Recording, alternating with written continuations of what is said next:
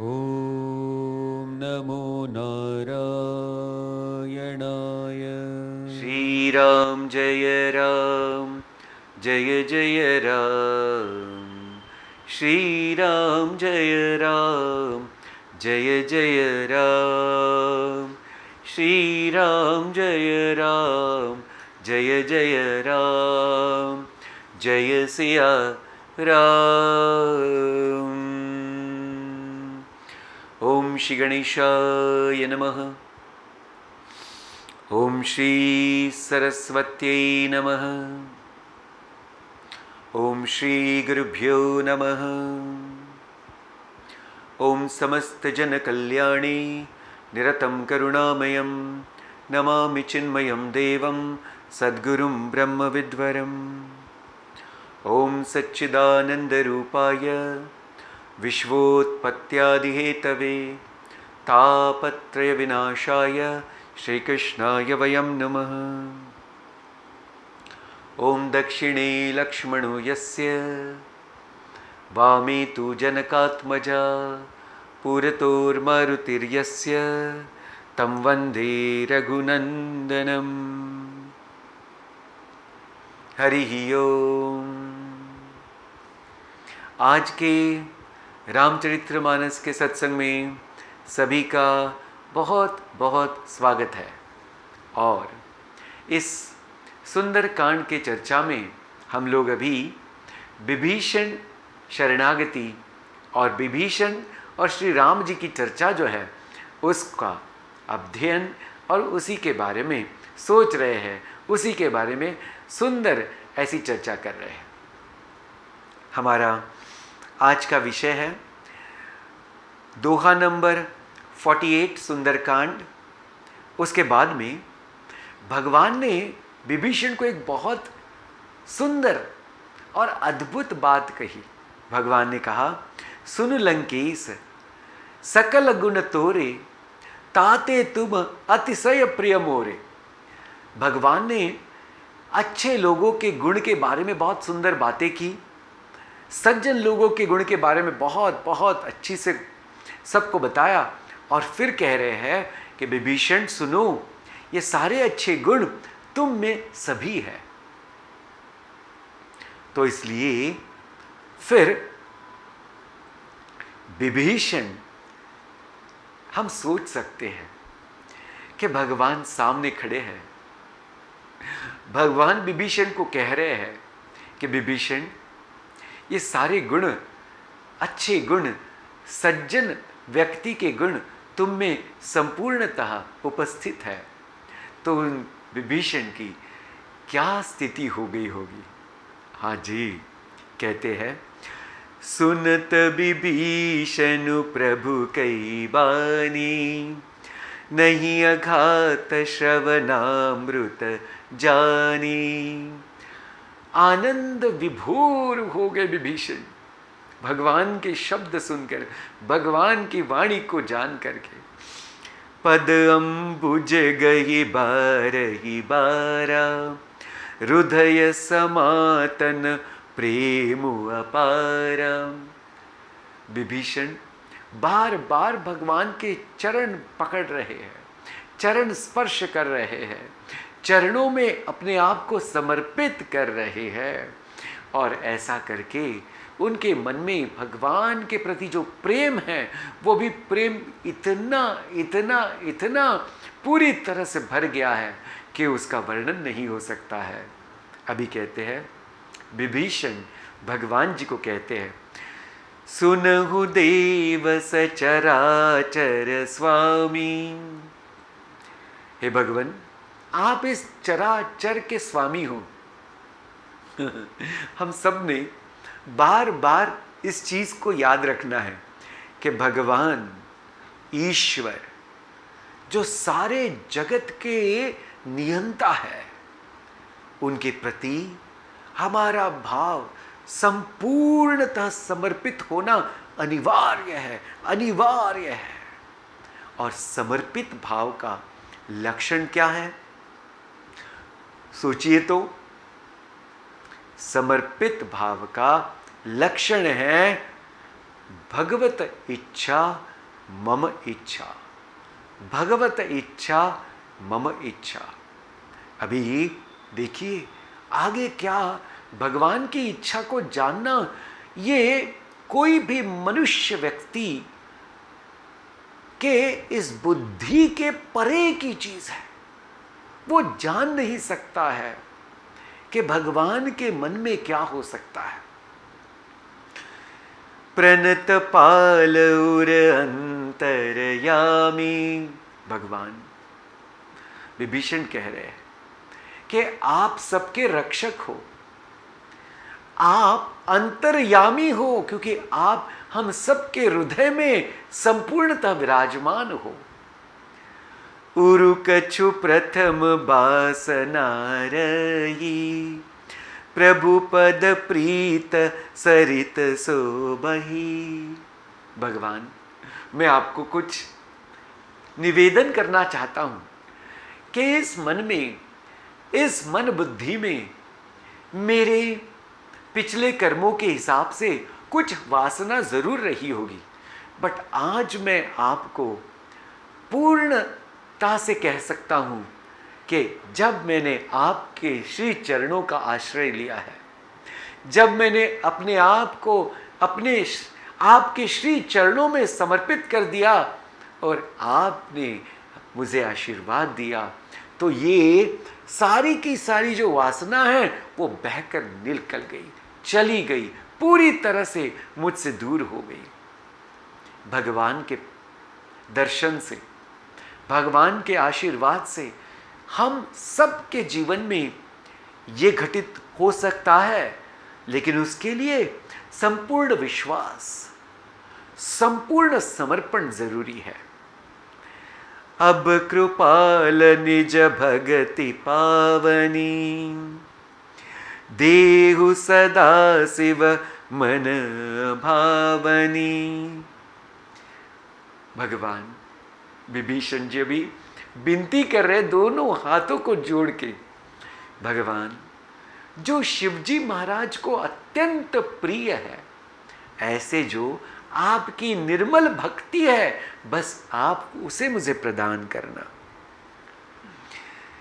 क्या मांग लिया देखो कि भगवान आप मुझे भक्ति से परिपूर्ण कर दीजिए, क्योंकि जब तक किसी भी व्यक्ति के मन में, और मुख्यतः जो इस आध्यात्मिक मार्ग पर अग्रसर है, ऐसे व्यक्ति के मन में निर्मल भक्ति जब तक भगवान के प्रति होती नहीं, तब तक तो कोई उन्नति होने का चांस ही नहीं है।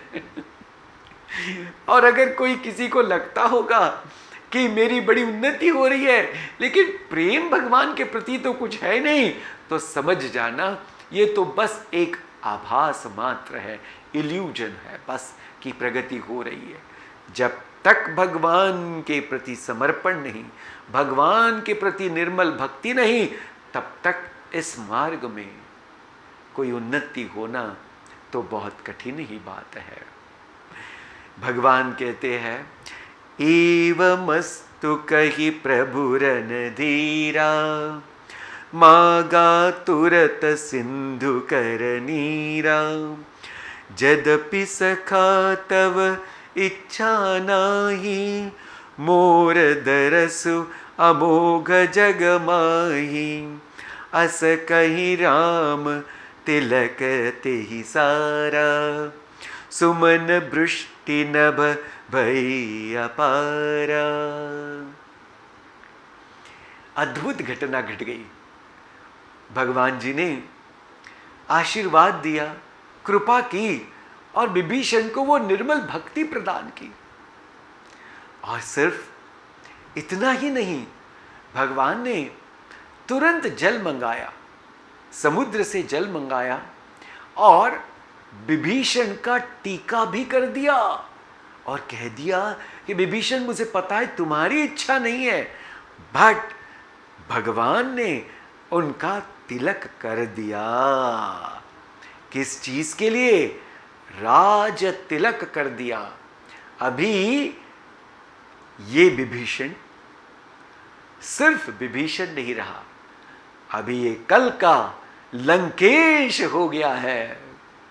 यानी भगवान ने जो भविष्य का विभीषण का काल है उसको अपने आप से दिखा दिया। जो संपत्ति से वरान रावण ही, दीन दिए 10 माथ, सोई संपदा विभीषण ही, सकुचि दीन रघुनाथ। सियावर रामचंद्र की जय, पवन सुत हनुमान की जय, बोलो भाई सब संतन की जय, सद्गुरुनाथ महाराज की जय। क्या सुंदर बात कह रहे। बोलते रावण ने घोर तपस्या की और शिव जी को पाया, और शिव जी के पाने के लिए उन्होंने अपने सिर को 10 बार काटा और नीचे अग्नि में समर्पित किया, और तब जाकर के उनको ये बड़ा लंकेश पद मिला। लेकिन विभीषण को तो सहज ही समर्पण से शरणागति पाकर के भगवान ने उन्हें ये लंकेश पद दे दिया है। तो भगवान की कृपा अद्भुत है, अवर्णनीय है, जो भगवान के पहले ही कहा गया है। सगुण उपासक परहित, निरत नीति दृढ़ प्रेम, ते नर प्राण समान मम, जिनके द्विज पद प्रेम। भगवान ने कह दिया है, सगुण उपासक जो पूरी तरह से अपने इष्ट देवता की समर्पित भाव से पूजा करता है, हर कर्म में जब वो कुछ भी अगर कर्म फल पाता है तो बस उसी चरणों में, भगवत चरणों में उन सारे कर्म फलों को समर्पित कर देता है। जरा भी अहंकार को बिल्कुल कहीं जगह नहीं रखता है। परहित यानी सब लोगों के हित के लिए हमेशा हमेशा कार्य करते रहता है, नीति से चलता है, धर्म से चलता है, और कभी भी किसी भी चीज को स्वार्थ भाव से नहीं करता है। जब स्वार्थ नहीं होता है तो नीति का अनीति में कभी भी वो शिफ्ट नहीं हो सकता है। और जब निस्वार्थता आती है तो धर्म में सच्चापन, दृढ़ता आती है। और ऐसे भगवान कहते हैं, ऐसे व्यक्ति को मैं अपने प्राण के जैसे प्रिय समझता हूं। और इसलिए भगवान ने, देखो यहाँ भगवान ने विभीषण को निर्मल भक्ति तो दी, लंकेश पद भी दे दिया है। अस प्रभु छाड़ी भजहि जे आना, ते नर पशु बिनु पिछु बिनु पूछ बिशाना। तो यहाँ तुलसीदास जी कह रहे हैं, अस प्रभु छाड़ी भजहि जे आना, कि जो मनुष्य व्यक्ति ऐसे भगवान को छोड़ करके किसी अन्य चीज का अगर वो भजन करने लगे तो वो तो बिना पूछ का एक प्राणी ही कहलाएगा। निज जन जानिता ही अपनावा, प्रभु स्वभाव कपि कुल मन भावा। भगवान ने विभीषण को अपना सेवक करके अपना लिया, और सारे वानर वहां खड़े थे, सब के सब वहां उपस्थित थे और साक्षी थे। इस सारे के सारे प्रसंग का वो साक्ष्य वहां कर रहे थे। तो इसलिए सब आनंद से विभोर हो गए। भगवान का प्रेम, भगवान की करुणा में ऐसी मूर्ति को देख करके। अभी भगवान पूछ रहे हैं एक सुंदर सा सवाल। क्या है भैया वो सवाल? सुनु कपीस लंका पति बीरा, देखिए, एक है कपीस यानी सुग्रीव, जो सुग्रीव राजा है, और लंकापति बीरा, और एक है विभीषण, उनको भगवान ने लंकापति बोल ही दिया। के ही विधि तरहि जलधि गंभीरा। तो दोनों को ये प्रश्न पूछा कि आपसे मैं एक सजेशन चाहता हूं कि ये समुंदर हमको पार करना है, ये सागर के पार जाना है, तो क्या किया जाए। अभी देखिए क्या सुंदर बात कही है विभीषण जी ने। पहले तो हमारे सुग्रीव क्या कहते हैं, सकुल मकर उरग छज जाति अति अघात दुस्तर सब भाति। भगवान कह रहे पहले दोनों को कि देखो ये सागर कैसा, इसमें बहुत बड़े बड़े जीव हैं, बहुत अन्य प्राणी हैं, तो इसलिए इन सबको लांग कर जाना तो थोड़ा सा दुस्तर यानी कठिन ही लग रहा है।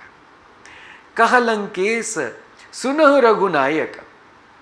अभी लंकेश ने कहा, लंकेश यानी अभी विभीषण को यहां लंकेश कहा जा रहा है। कोटि सिंधु शोषक तब सायक। ओ भगवान, आपका एक बाण जो है ना, अगर आप निशाने में लगा लिए और छोड़ दे तो एक सागर क्या, ऐसे कोटि सागर भी पूरी तरह से शुष्क हो जाएंगे, पूरी तरह से सूख जाएंगे। यद्यपि तदपि नीति असि गाई। पर भगवान नीति क्या कहती है ये मैं आपको निवेदन करता हूं। विनय करिय सागर सन जाई। नीति कहती है कि पहले विनती कर कर के काम करने के बारे में सोचना चाहिए। कोई भी काम, कोई भी कर्म अगर हमको करना है तो लोगों को विनती करके करिए। पहली बार कभी भी कोई भी जोश में आकर के कदम न उठाएं। तो भगवान ने क्या सुंदर बात उनको पूछी और विभीषण ने उससे भी बहुत ही सुंदर जवाब दिया है। दोहा नंबर 50। प्रभु तुम्हारे कुल गुरु जलधि कही उपाय विचारी। बिनु प्रयास सागर तरही सकल भालु कपिधारी। सियावर राम चंद्र की जय। अभी कहते हैं कि आपके पूर्वज जो थे वो बहुत बड़े बड़े ये समुद्र के पहले जो मीन्स समुद्र देवता जो हैं वो देवता ही आपके पूर्वज थे, ऐसे यहां सुंदर बात कही गई है। तो अगर आपने उनसे विनती की, कही उपाय विचारी, तो फिर वो शायद आपको विचार यानी कोई उपाय बता ही देंगे। बिनु प्रयास सागर तरही सकल भालु कपिधारी। और अगर ऐसा हो गया तो कोई प्रयास न करने से भी यानी कोई बहुत बड़ा प्रयास न करने पर भी हम सब लोग यानी भालू ये सब सारे के सारे वानर लोग सब के सब समुद्र के पार चले जाएंगे। सखा कही तुमनी की उपाई करी दैव जो होई सहाई। मंत्र नयः लक्ष्मण मन भावा राम बचन सुनी अति दुख पावा। अभी ये बहुत सुंदर ऐसा मूड आया है कि विभीषण ने सलाह दी कि समुद्र भगवान आपके पूर्वज में से ही है, तो आप पहले उनसे विनती करिए और शायद वो कोई उपाय बता दे तो सहजता से हम सब लोग समुद्र पार कर जाएंगे और बहुत कोई प्रयास ज्यादा नहीं करना पड़ेगा। राम जी ने ये विनती को मान भी लिया और जब राम जी ने इस विनती को मान लिया तो लक्ष्मण भैया को बिल्कुल अच्छा नहीं लगा। मंत्र नया लक्ष्मण बन भावा। कह रहे हैं कि ये बिल्कुल लक्ष्मण को अच्छा नहीं लगा। राम बचन सुनी अति दुख पावा। जब राम जी ने कहा कि ये आपने जो कहा है, ये सलाह दी है, वो अच्छा है और वो हमने करना चाहिए, ये बात सुनकर लक्ष्मण जी को बहुत बहुत दुख हुआ। लक्ष्मण जी कहते हैं, नाथ दैव कर कवन भरोसा, सोशिय सिंधु करिय मन रोसा, कादर मन कहूँ एक अधारा, दैव दैव आलसी पुकारा। लक्ष्मण भैया जोश में आए हुए हैं और लक्ष्मण भैया को ये अभी बहुत ही क्या कहते हैं ऐसे जिसमें कोई जोश नहीं है, जिसमें कोई उमंग नहीं दिख रही है, ऐसा जो मार्ग है वो उनको पसंद नहीं आ रहा है। वो कहते हैं, हे भगवान, हे मेरे नाथ, दैव कवन करो कौन भरोसा, कि ये दैव का कौन भरोसा कर सकता है। मैं कहता हूं सोशिय सिंधु करिय मन रोसा, थोड़ा सा अपने मन को क्रोधित करिए और एक ही बाण लगाइए, यह सारा आपके सिर्फ थोड़े से क्रोध मात्र से यह समुद्र सूख जाएगा।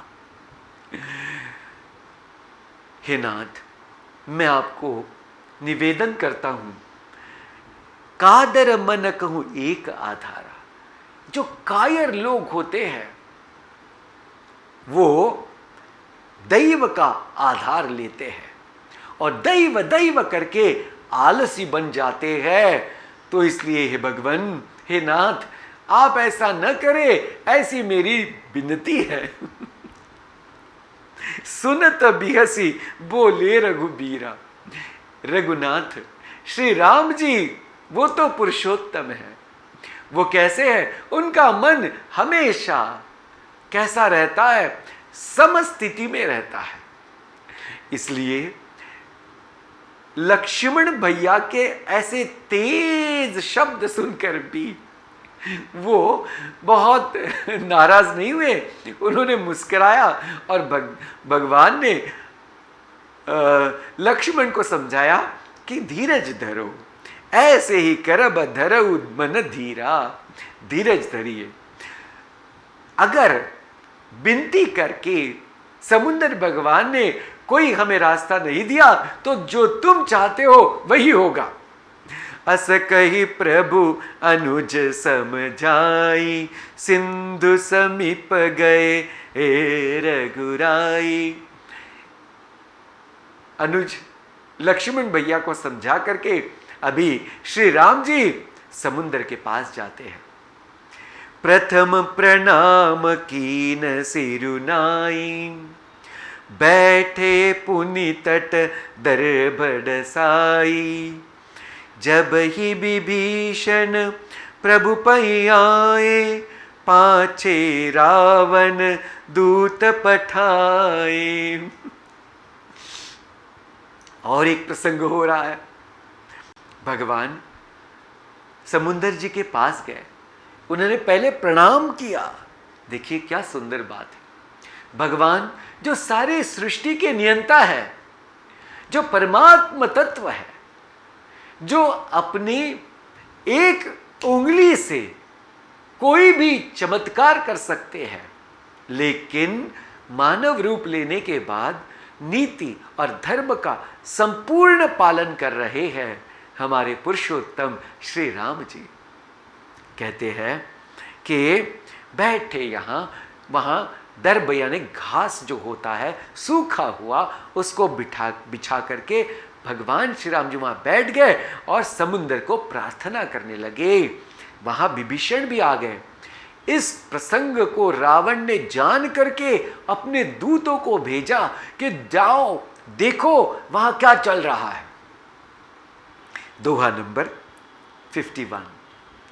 सकल चरित तिन देखे, धरे कपट कपि देह। प्रभु गुण हृदय सराहही, शरणागत परनेह। सियावर रामचंद्र की जय, पवन सुत हनुमान की जय। रावण के दूत आकर के उन्होंने ये भगवान की लीला को देखा, उन्होंने ये विभीषण के प्रसंग को देखा और मन ही मन भगवान के प्रति प्रेम से विभोर होकर के वो पूरी तरह से भगवान के ही उस गुणगान में पूरी तरह से समर्पित भाव से ही वहां रह रहे हैं। और जब ऐसा प्रसंग उन्होंने देखा तो क्या हुआ आगे?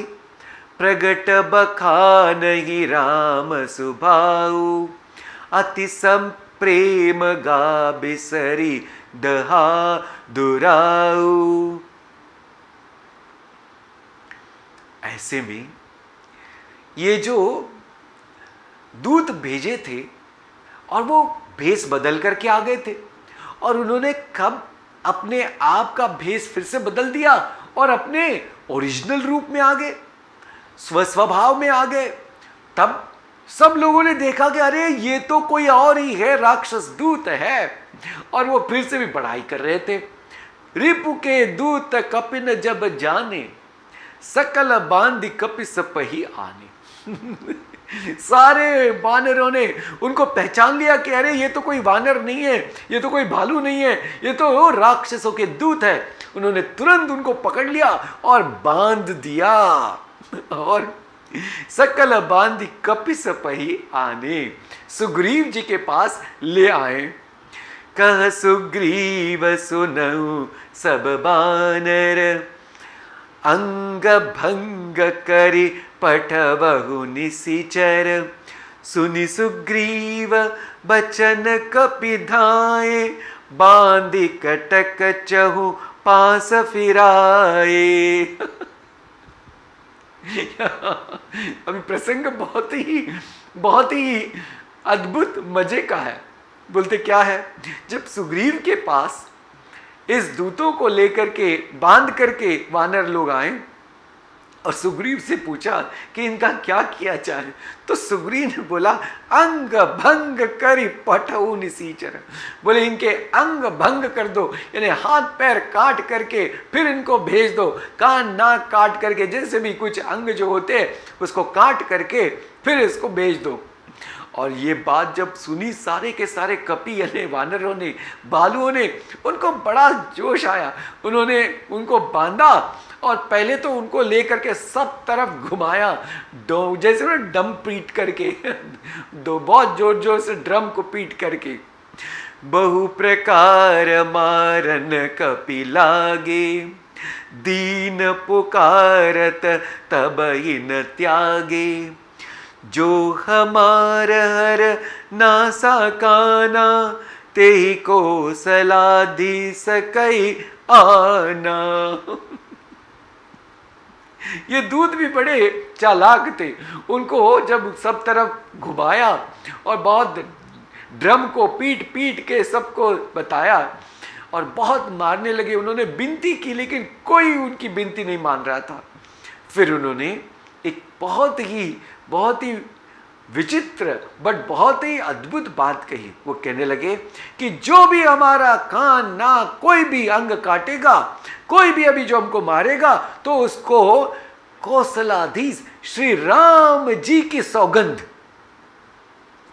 जब सब लोगों ने ये सुना तो सब लोग स्तब्ध हो गए और बोले अभी क्या करें?